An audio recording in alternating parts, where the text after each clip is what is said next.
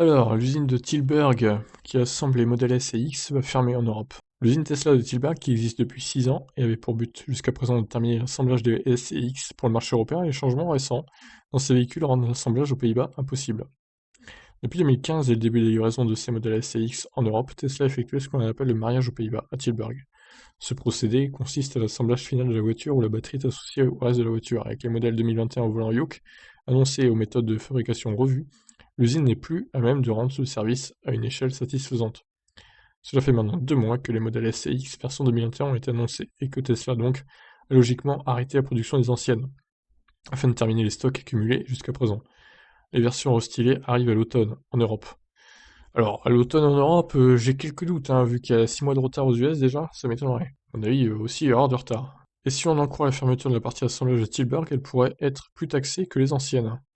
En effet, si Tesla a depuis le début choisi d'effectuer l'assemblage final des véhicules sur le vieux continent, c'est avant tout pour des raisons fiscales. Un véhicule qui est prêt à rouler en arrivant en Europe coûte plus cher en droit de douane qu'un modèle assemblé sur le sol européen, même si les différentes parties nécessaires sont fabriquées à l'usine de Fremont en Californie.